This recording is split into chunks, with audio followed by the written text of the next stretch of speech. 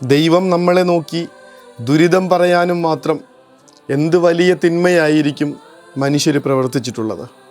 സുവിശേഷം മുഴുവൻ ഇങ്ങനെ നമ്മളെ വല്ലാതെ പേടിപ്പെടുത്തുന്ന വിധത്തിൽ കർത്താവ് ദുരിതം പറഞ്ഞുകൊണ്ടിരിക്കുന്നുണ്ട്.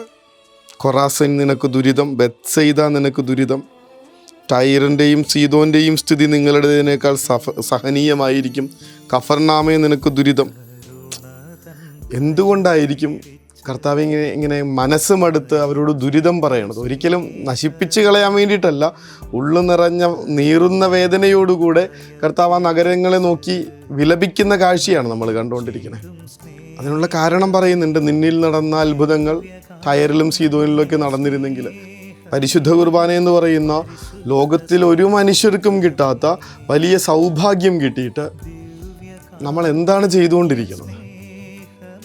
എല്ലാ ദിവസവും ഒരുമിച്ച് പ്രാർത്ഥിക്കാനായി ഒരിടമെന്ന കണക്ക് ഒരു കുടുംബം കർത്താവ് സെറ്റ് ചെയ്ത് തന്നിട്ട്, ഒപ്പം നിൽക്കാനും പ്രയാസങ്ങളിലും വേദനകളിലും എങ്ങനെ അതിനെ അതിജീവിക്കാനുള്ളൊരു കരുത്തുമായി കരം പിടിക്കാനുമൊക്കെ ഒരാളെ കൂട്ടു തന്നിട്ട് നമ്മൾ എന്തിനാണ് കലഹിച്ചുകൊണ്ടിരിക്കുന്നത്?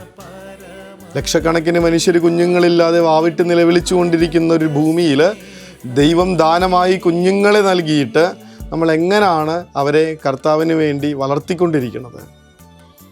നന്ദിയില്ലാതെ പോകുന്ന, സ്വർഗം തന്നിരിക്കുന്ന കൃപകൾക്കും അനുഗ്രഹങ്ങൾക്കും അഭിഷേകങ്ങൾക്കും നന്ദി പറയാതെ, സന്തോഷത്തോടുകൂടെ ജീവിക്കാതെ, പരാതി പറയുകയും അതിനെ ഇങ്ങനെ വല്ലാതെ മിസ്യൂസ് ചെയ്യുകയൊക്കെ ചെയ്ത് ജീവിക്കുന്ന മനുഷ്യരെ നോക്കിയിട്ടാണ് കർത്താവ് പറയുന്നത് ദുരിതം.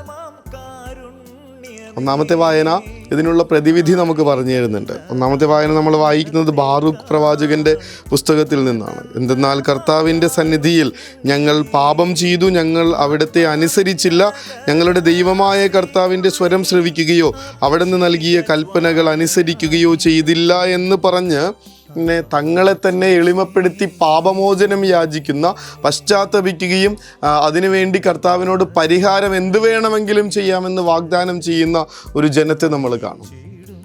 ഇത്രയും നാൾ കർത്താവ് തന്നിട്ടുള്ള അനുഗ്രഹങ്ങൾക്ക് ഇങ്ങനെ അനുസരിച്ചല്ലല്ലോ നമ്മൾ ജീവിച്ചത്. കരം കൂപ്പി കണ്ണു നിറഞ്ഞ് നിൽക്കാനും മാത്രം അനുഗ്രഹങ്ങൾ ഓരോ ദിവസവും കർത്താവ് തന്നിട്ട് നമുക്ക് പരാതി മാത്രം ബാക്കിയാവുന്ന എന്തുകൊണ്ടാണ്?